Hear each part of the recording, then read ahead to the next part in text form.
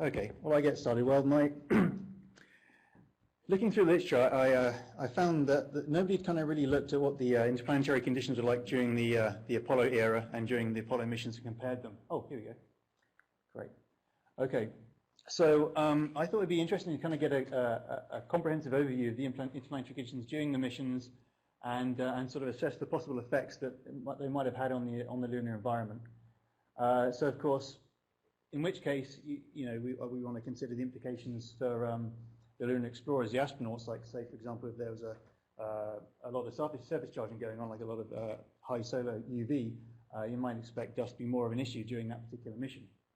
And also, if we know what the conditions were like, we can then better interpret some of the scientific observations that are made during the missions, so like the observations of horizon glow and other such things. And also, I didn't touch anything.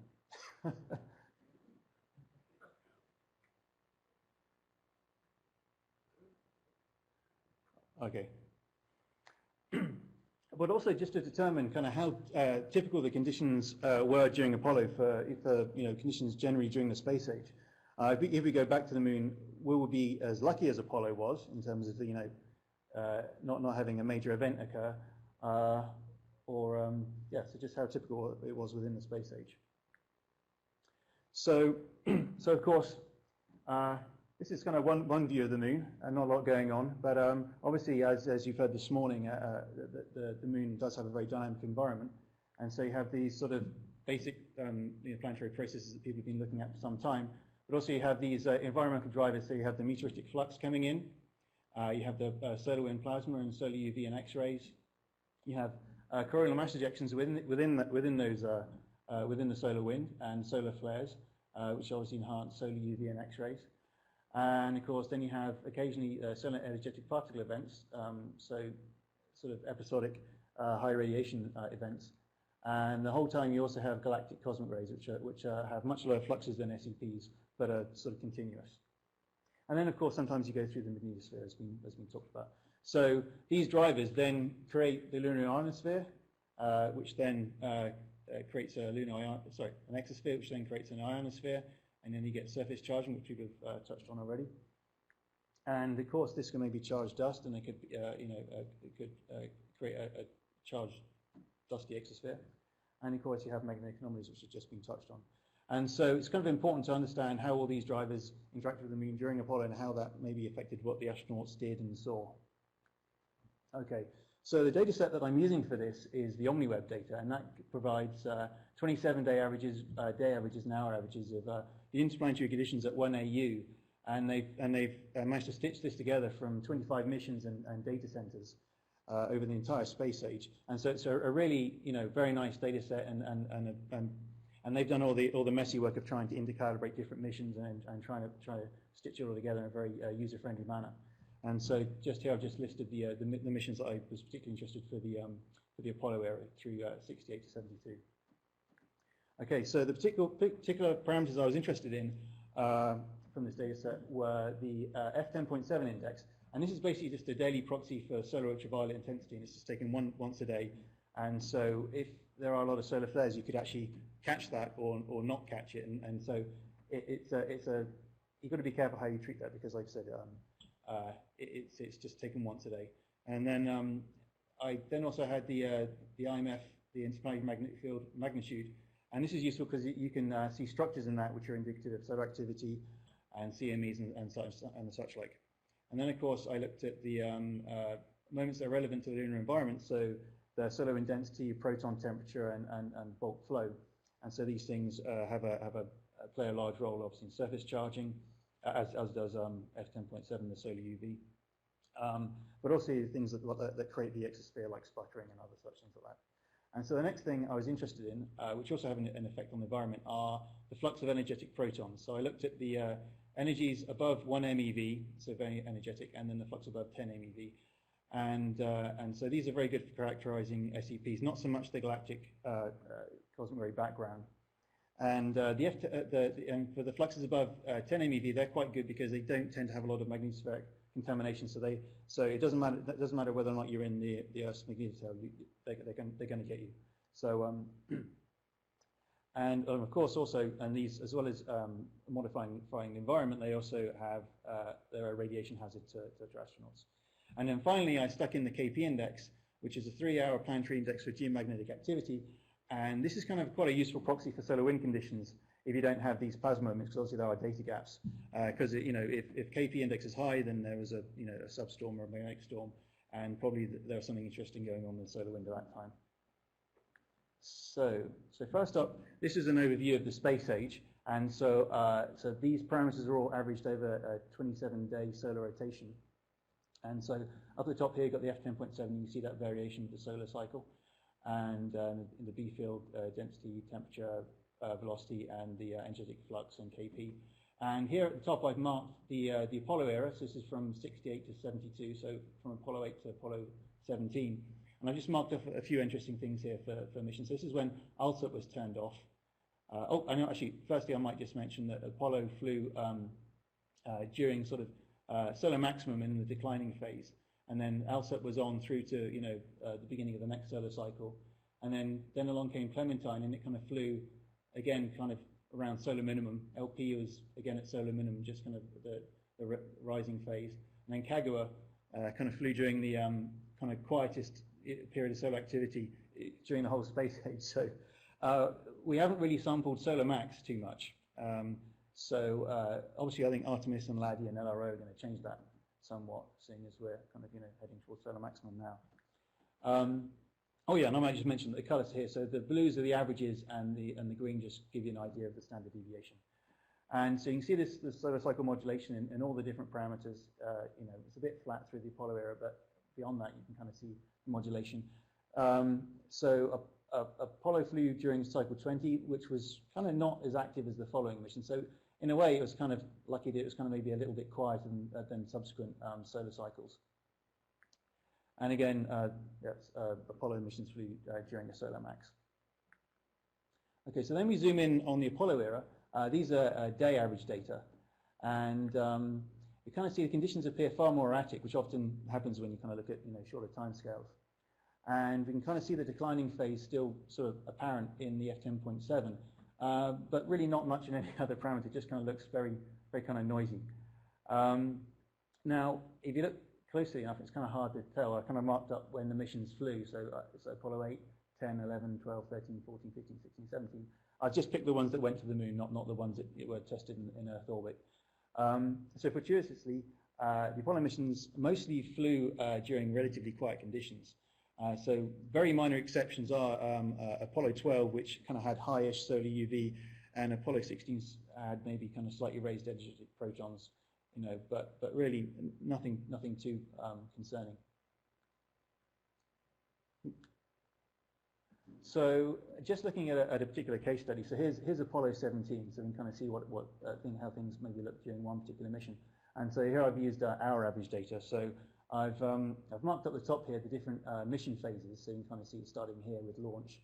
Then you've got lunar orbit insertion, the lunar landing, and so what's the grey patches when they're actually on the surface of the moon, and then lunar liftoff, trans-Earth injection, then splashdown. So basically, kind of LOI to TEI is the time when they are actually at the moon and kind of observing conditions there. So in this particular event, the solar UV fluxes tend to increase to moderate values. I mean, this isn't particularly high. But interesting, in the solar wind, you see some coronal mass ejection, so intervals of enhanced B field density and temperature and velocity. So obviously, it wasn't completely boring. There was some interesting stuff going on. But also, we see here some enhancements in the energetic particle fluxes, even in the fluxes above 10 MeV here. But nothing too concerning. But obviously this would possibly have had some effect on the lunar environment. So we look down at the bottom here at the KP index. This sort of level of activity is reflected in the data we get. So we get KP indices up in around about 6, which means you're getting a substorm or a storm. And then obviously we'd anticipate that this would also have an effect on the lunar environment, so enhance electric charging both on the surface and subsurface. Okay, dust transport and exospheric activity. Okay, so then very quickly through this, So obviously, the environmental response of the moon depends on whether or not the moon's in the solar wind, magnetosphere, or magnetotail. And so we did a study just to see where the moon was during the missions, and so we used a well-known magnetopause model and bow shot model to determine that. And these models are dependent on solar wind pressure and IMF, PZ, and the flow and the solar wind flow vector. And we've just got these conditions here, and you see they're quite disturbed, which is not too surprising based on what we've just seen. And so based on that, I plotted here where the subsolar point is. So you can see how the bow shock and the magnetopause were kind of varying during this interval. And then down the bottom here, I've shown the distance between the moon and the boundary at that time. And here you can see this red dotted line. This is when the moon crossed from the solar into the sheath, and the red line is from the sheath into the magnetosphere. And okay, so basically, if we kind of look at all the missions, they all occurred when the moon was on the dusk flank of the Earth. And so this Apollo 17 example is pretty typical. This is where the moon was when all the Apollo missions happened, to within a few degrees. And so that's basically morning on the lunar surface. And so then we have a look at a summary of what conditions are like. So pretty much, they pretty much. So we look down here between landing and liftoff. So when they're actually on the moon, all the missions were either in the solar wind or the magnetosheath, which at the moon is pretty similar. And so assuming that they were experiencing solar wind conditions is pretty reasonable. And maybe on a few occasions when they were leaving, they passed into the magnetosphere. Okay, but they were quite fortunate in some ways to avoid the August 1972 event that they weren't flying during then. So this is very well known for having sort of large solar flares and CMEs kick off during this time. And so I've just sort of superimposed an Apollo 17-like timeline, so you can see how this might have affected a mission had one flown at that particular time. And so based on F10.7, the solar UV was fairly moderate, but you kind of see some strong features in the B field, which kind of means you've got a CME and high KP index down here. And here we see the energetic particle fluxes. So actually, this was some of the highest energetic proton fluxes during the whole of the space age. This is where it peaked right here, and that's just where the moon was for context. Okay, and let's quickly go through the radiation hazards. So this is some results from the passive dosimeters, which were on the Apollo missions, and so they just kind of sort of measured the integrated flux through the whole mission. So basically, they had limits set for 400 rads for skin and 550 for blood-forming organs. But you can see that they never got anywhere near that. But if, however, they had if they had flown during August 1972, it's estimated they probably would have hit that 400 rad limit. And that would have probably caused some moderate acute radiation sickness without effective shielding or any sort of medical countermeasures. So worst case, they might have thrown up or felt a bit poorly if they hadn't, been sensible. Okay, and second to last slide. And this is just a quick summary of the established meteoroid streams that occurred during Apollo. And just to sort of highlight the big ones that occurred during an Apollo mission. So Apollo 12 actually flew right bang in the middle of the Leonids in 1969. And the Leonids is one of these sporadic streams. So some years it's very quiet, and other years it's very active. And this happened to be a very active year. So they're up at zenith hourly rates were peaking at about 400, which is pretty huge. And that's a pretty fast stream at 70 kilometers per second. And then on Apollo 15 is another interesting case. So they flew close to the Perseids and the southern Delta Aquarids. And so again, there's a lot of meteoroid stream activity during 15, and 17 flew during the Geminids. Again, that's a pretty big stream. And so I've just marked here. So yellow is when there was some report of horizon glow, so potentially dust measurements from Apollo. And so that's 8, 10, 15, and 17. And with the white ones, they didn't look. And Apollo 16 is when they looked but didn't see anything. That was associated with the April Lyrids, which is a fairly weak stream, and maybe it's hitting a different bit of the moon. So obviously this has an effect on the exosphere and perhaps dust. So they might so these streams might explain the enhanced lunar horizon glow seen during Apollo 15 and 17. Okay, so Apollo flew during a solar maximum. That's not been repeated, although cycle 20 was pretty quiet. Apollo managed to miss any big events like the CMEs and solar flares during August 72, although they did encounter some interesting conditions. And some of the Apollo missions did encounter some very, very strong meteoroid streams, which probably had a big effect on the lunar environment. Okay, I'm done.